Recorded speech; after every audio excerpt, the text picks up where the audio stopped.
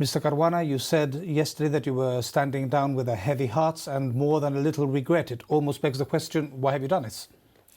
Well, it's been a long thought out and long thought through decision, which has balanced in my mind and torn me in both directions for quite a lot of months since the last election.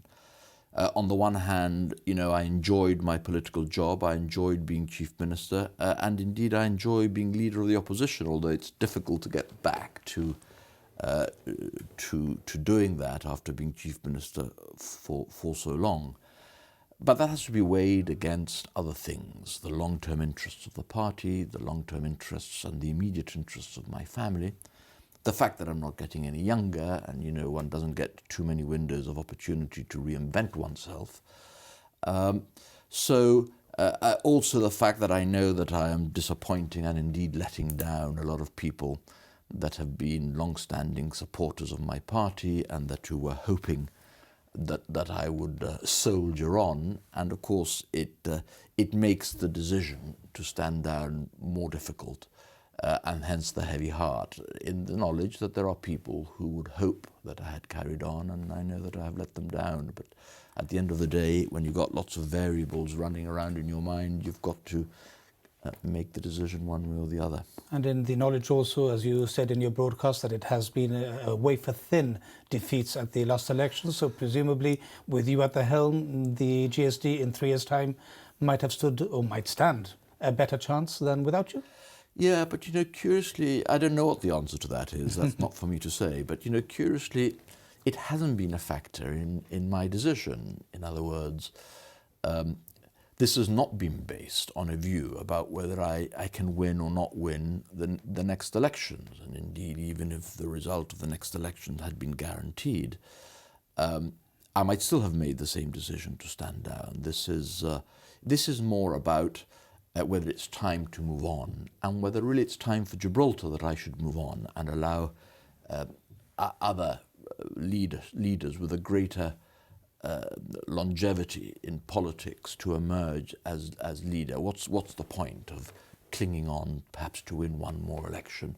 At the end of the day, I've always said that I was more interested in ensuring the successful transition so that the GSD would survive and demonstrate that it wasn't just Peter Caruana's political vehicle, that there is life for the GSD after Peter Caruana. I'm very confident there will be.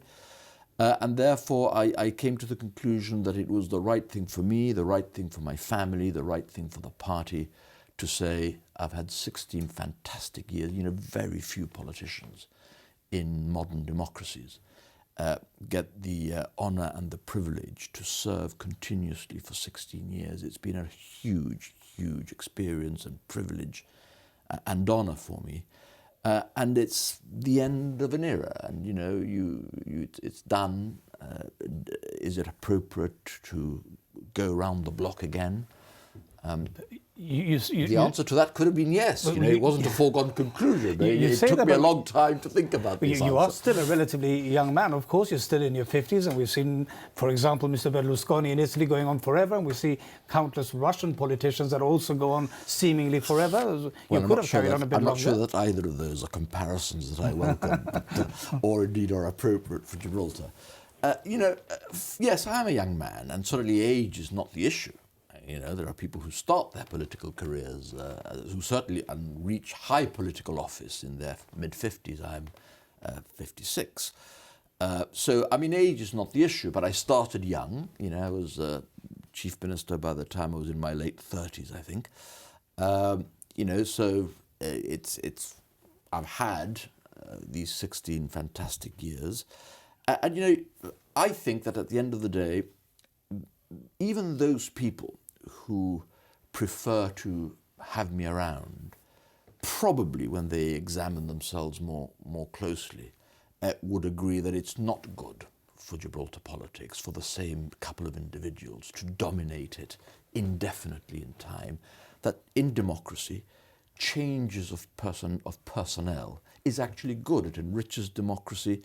It widens and deepens the group of people that the community can turn to ensure continuity in political leadership. And fine, there may be many people who may say, well, Caruana is, I prefer Peter Caruana to the GSLP or to whoever else comes along. But, you know, this community has always produced great political leaders, and it'll continue to do so. And is the next great political leader within the GSD going to be Mr. Feetham, Daniel Feetham, your deputy, who you virtually anointed yesterday, didn't you? Sorry, did I? You virtually anointed him. You said that he was, if I can quote you, that he's shown great courage, commitment and competence, and that you have every confidence in him. All that is true, and I'm very happy to repeat that here tonight. He has great courage. I mean, people forget what Danny Feetham has gone through. You know, many a lesser person would have thrown in the towel after what happened to Danny Feetham in broad daylight in our streets. He came within millimetres of losing his life. Such is his commitment to public service and courage that he is still around, and I think people should value that. I value that. There's no doubt about his competence, and there's certainly no doubt about his intellectual capacity. So he is my deputy leader. He has all those qualities. That is why I know that handing over to my deputy until there is an internal party election, I don't know whether there's going to be will there be an election? Contest. Or will well, there be an anointment? There will be if there's more than one candidate. Well, you must know, surely. You must know if there's other people in the frame. We know that Damon Bosino may be interested in that position. There may be others. Will there be a contested election, do you think? I don't know whether Damon will throw his hat into the ring. If he does, there'll be an election. If he doesn't, I suppose there won't be. Give us an idea. Give us a clue. Well, I don't know whether Damon will throw his hat into the ring. You'll have to ask him that. Whether he throws his hat into the ring or not, my decision to stand down has been made easier for me by the knowledge that I am not leaving the party in a vacuum of leadership. In other words, that whether Damon stands or not, Danny was there to stand, and I think all the things about Danny that you've just reminded me of, and therefore I could safely stand down in the knowledge that I was leaving neither the GSD nor Gibraltar without any leadership prospect. Now, you said in your statement yesterday that you were going to be remaining an MP for now. For now means what? Between now, at the end of the month when you're standing down as leader of the GSD and as leader of the opposition, right the way through until the next election? Or is there the possibility that you might stand down somewhere in between? No, I think it means the first. I think it would not be appropriate for me to cause the expense and the trouble and the political disruption that a by-election would entail. You know, I'm very happy, indeed I regard it as an honour to continue to serve as a Member of Parliament, which is still a representative of the people. Frankly, it had never occurred to me that my personal decision to take a step back from frontline politics should involve the taxpayer in cost for a to hold the by-election. Something that puzzled me a little bit was you said that you'd be going back to the opposition backbenchers. There isn't a backbench for the opposition or for the government, is there? Well, there isn't physically a back row of benches, but the phrase backbenchers non-physically means that it's not a front bench job. In other words, I won't have an opposition spokesmanship, so I won't be a shadow minister, I won't be the opposition spokesman for health or the economy or the environment. But you'll still be going to Parliament. Oh yes, of course. And participating in the sessions, go to tabling Parliament questions. and do what you would expect MPs to do who are on the backbench in the House of Commons, for example. It's just that here in Gibraltar we've got used to this rather peculiar parliamentary architecture, which I tried to put things in the new constitution to see if they could change for the future, whereby everybody in Parliament is on the front bench. So if you're on the winning side, you're a minister. If you're on the losing side, you're an opposition front bench spokesman or spokesperson. And there are no backbenchers, which actually, in my view, I know the present government doesn't agree, but in my view, is a discouragement to young people to throw their lot and their hat into the political ring. I think that is a source of lost opportunity for the community at large. There's many areas that I'd like to cover with you. This, of course, is a news interview and we are pressed for time. I'm sure we'll have an opportunity to discuss many more issues at length. But just as a final thought and as a final question, What would you say has been your biggest achievement during your 16 years as Chief Minister? What do you want to be remembered for? Gosh, there are so many. There are so many things. You know, the whole trajectory of what I have tried to achieve. Others will have to decide the extent to which I have or haven't been successful.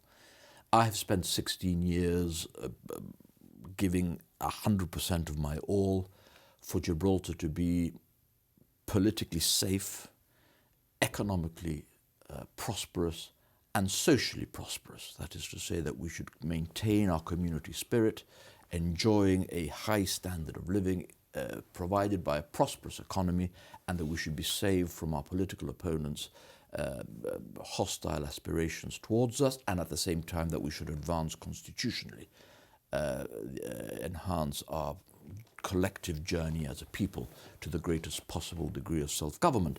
Modestly, although it's not for me to decide, I think we have made good progress in all of those fronts.